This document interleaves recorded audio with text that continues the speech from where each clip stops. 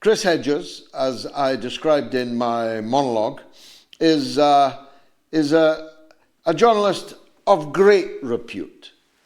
And one would have thought that of all the people to recognise that, the National Press Club of Australia would be amongst the front ranks.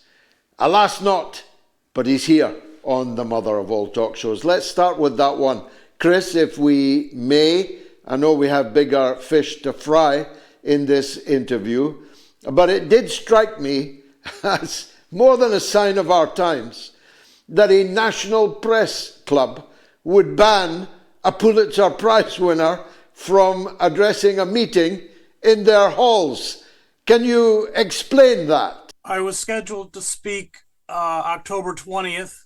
The title of my talk was The Betrayal of Palestinian Journalists by the Western media, which has amplified Israeli lies. Many of those reporters, I come from the ranks of that, I work for the New York Times, know their lies, discrediting the work of their Palestinian colleagues. And the press club, which had confirmed the talk and put it up on the website, immediately pulled it down from the website and issued a statement, a very disingenuous statement, saying that it was tentative. It was never tentative. We have the email correspondence, which several Australian media publications have now published. So I think there was probably pressure, without doubt, from the Israel lobby. Many of the donors or the sponsors of the club, including Raytheon, sell weapons to Israel to sustain the genocide. And according to unnamed sources within the club, they reached out to the Israeli ambassador in Australia, former lieutenant colonel in the IDF. He was a paratrooper in the name of quote unquote balance. Well, there wasn't any balance because I was erased. So yeah, I think it was incredibly shameful for a press club to shut down a talk about Palestinian journalists. Well, shameful, yes, but stupid also, isn't it?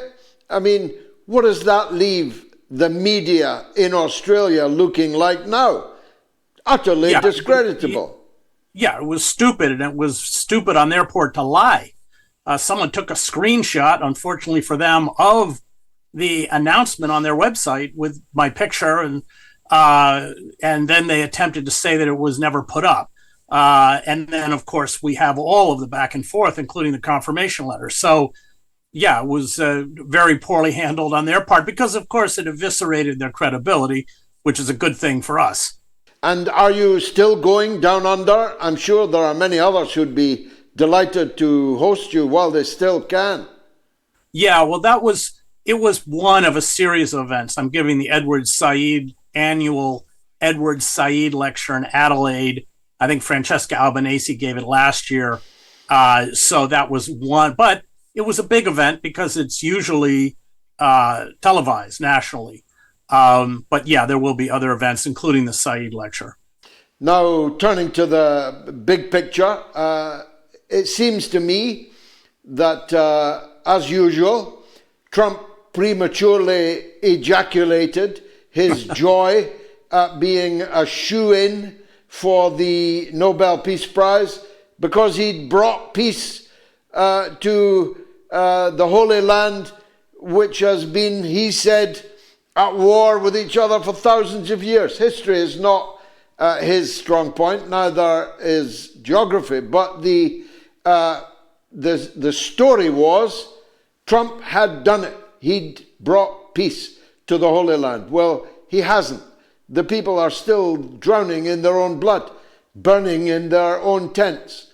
Netanyahu is still massacring people every hour, and no one is stopping them. Well, you follow this for a long time, George, and so have I, going all the way back to Camp David. Everything is always laid out in phases, usually actually with timetables, like 5 years. Now, Israel never abides by those timetables. But this plan is just risible. I mean, laughable. It's so ridiculous and just violates one kind of international law after another. There are no timetables. Everything's amorphous. Of course, Israel, there may be a pause. There may be a release of the remaining Israeli hostages and some of those Palestinians who are being held, often without charges, including women and children, in Israeli prisons, many of whom have been held for decades. But if you read through the plan, it doesn't provide any process of self-determination, of representative government. There's, resurrecting Tony Blair, creating this quote-unquote board of peace, so there's no reputable outside authority like the UN. It's the replacement of Israeli occupation with an international stabilization force. I'm quoting from the document. It allows Israel to maintain a security perimeter inside Gaza's borders. It demilitarizes Hamas. It not only demilitarizes Hamas, it calls for Hamas to essentially abolish itself. There's again, that fragmentation of Palestinian authority, the absence of any kind of reparations for the wholesale destruction of Gaza by Israel, no accountability, of course, for the Israeli war crimes, no call for the dismantling of illegal settlements in the West Bank, or the establishment of recognized borders under the UN, the right of return. So it's an incredibly porous, empty, hastily written document, but it's really designed, and the funny part is, of course, Netanyahu immediately made amendments to it after it was put out by the Trump White House. But we've seen this pattern, whether it's Camp David, whether it's Oslo, whether it's all the ceasefire agreements in Gaza. Israel gets what it wants initially and then ignores the agreement. So that pattern will not be disrupted. Israel is very close to completing its demented goal of cleansing or ethnically cleansing, depopulating Gaza. It's creating these concentration camps in the south, luring and using starvation as a weapon, luring famished, malnourished Palestinians to the south in the so-called Gaza Humanitarian Foundation. These are just four piles of food that create riots. There isn't enough food. It's just their bait. They're baiting them. And then they're not allowed to go back to the north. They're put into concentration camps in the south and Han Yunis and everywhere else. So it's that very cynical policy, that cruelty, that sadism, that won't end, nor will Washington make it end. So a pause, even a short pause, is better than the daily slaughter we witness. But in terms of the long term, it's not going to disrupt Israel's plan, not only in Gaza, but ultimately in the West Bank. Yeah, sure. One thing that is ending, though, is the support enjoyed by AIPAC and by the Israel lobby amongst the American people.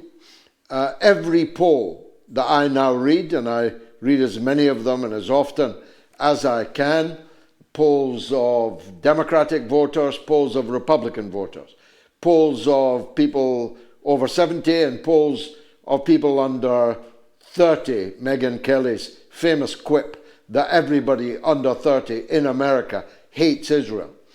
The loss of the once slavish support of opinion formers, influencers like Candace Owens, even like Steve Bannon, even like Alex Jones, people that were troopers for the Israel line. The loss of all of these and more, the loss of Charlie Kirk, as Candace has now proved, that is a genie that's out the bottle, isn't it? That's a tide that has turned and will not come back. Yeah, and that's, of course, mortal. ultimately, but it may take a while. I mean, what's interesting, George, is that, AIPAC used to hold these huge annual conventions in Washington, and Democratic and Republican congresspeople and senators would fight to get top billing. Now these gatherings are tiny, and especially Democrats don't want to go anywhere near it. They may not blockade Israel, but they don't want to be tainted by AIPAC. I saw Matt Gaetz quoting today what happened when he first started out looking for AIPAC support. He said we all had to wear one of these code things that we've got on the corner of the screen. And the AIPAC people, if they liked you, they would donate straight to your code. Right there, it's like a supermarket checkout. Yes, I'll take him, I'll take him, and I'll take him. It was just about the most demeaning process it's possible to imagine, and yet for all these years American politicians have been going through that because, well, it was well worth it to do it. Yeah, it was. Well, I mean, the American political system is one of legalized bribery, so it's not just AIPAC. These people are, every once in a while there'll be bills submitted to Congress, and the lobbying firm that wrote it, they'll forget to remove the letterhead on the top of it. But yeah, AIPAC played that game very well. What's interesting is we are watching a wheel, of course, not only shutting down voices. You and your wife were just held, these kind of more draconian forms of silencing those of us who stand up for Palestinian rights. But we see it here in the United States. One of the wealthiest men in the United States, Larry Ellison, has just bought up CBS News and appointed this arch Zionist, she's never been a journalist, to run the news division and report directly. His son is overseeing it, but report directly to his son. And he's about to attempt to buy CNN. Now, what will happen to those media outlets, which don't have much credibility left, is that they will have none. But it shows this desperate attempt to control the narrative in terms of public discourse by criminalizing those of us who speak out for Palestinian rights, but also controlling a media that, frankly, has been fairly subservient to Israeli interests during the 2 years of the genocide. It is desperate, but again, it's stupid. In former times, if things were not so desperate, you would have found someone rather more eminent than Barry Weiss with a little watched blog that they've bought for 150 million quid. Makes you wonder what our work is worth in that situation, Chris. They would have spread it around a bit. You take CNN, I'll take CBS, you take TikTok. Ellison's bought the whole lot. Yeah. And his relationship to Israel could not be clearer. And so the net result will be actually a decline in the popularity of the settler state, not an increase. Yeah, absolutely. I mean, it's the media has just done horrific, including my old employer, the New York Times, job repeating one Israeli lie after another. Silence without screams, or whatever that ridiculous story was about sexual assault.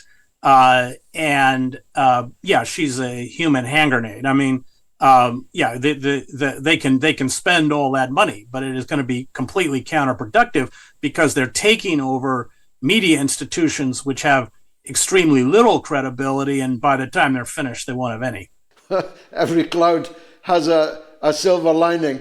While I've got you though, Chris, your expertise is global, not just the Middle East. Are they really going to give Zelensky hundreds of Tomahawk cruise missiles that can land in Moscow? That'll be World War III if that happens, won't it? Yeah. I mean, I don't ultimately know, but it looks like they will. Of course, it's insane. But remember, they've already given them weapon systems that allow him to strike within Russia. I mean, they've all, which at the beginning of the conflict was a red line that Biden said he wouldn't cross. Well, that's right. I mean, he was going to solve it in 24 hours. And now he's putting, if he goes ahead with this, he's putting all of European Russia in range of cruise missiles. You and I are old enough to remember just how the cruise missile deployment, Cruise and Pershing, and the SS-20, 21, that took the world to the brink of World War III back in the 80s. And now we're about to do it all again. Yeah, and the decision to deploy will be in the hands of the Ukrainians. It's our fate, but it's in their hands. Yeah, is Donald Trump still sane? No, Donald Trump is a deeply disturbed, intellectually challenged, morally bankrupt, narcissistic. I mean, he's probably not even well physically, but he's certainly a fairly mentally deranged individual. Just like watch one of his 1 hour long rants that he did, with that collection of generals or anywhere else. He gives the same speech over and over. No, he's a very frightening figure because he's at once impulsive and idiotic. Indeed, and also about to pardon Ghislaine Maxwell, formerly of this parish. Well, we know why that's happening, George, don't we? Well, I think I know. What's your take?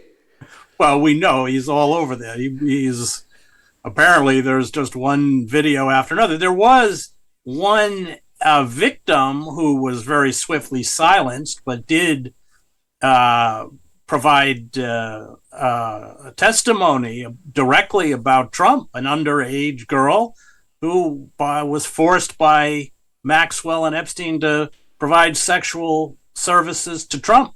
And she writes in detail about it. Her actually and another girl, both of them were underage.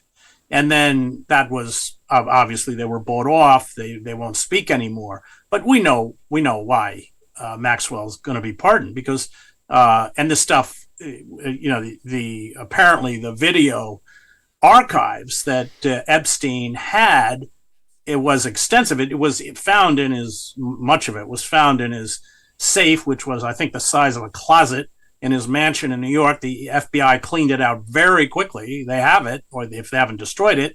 And it's not just Trump. I mean, everybody's on there, Clinton and Bill Gates and Dershowitz, and apparently, the list of all of these, this kind of cabal of powerful white men. But Trump's definitely, there's not much doubt that Trump's on it. And of course, by pardoning Maxwell, he makes it, it's a kind of insurance policy that she isn't going to come out because she knows.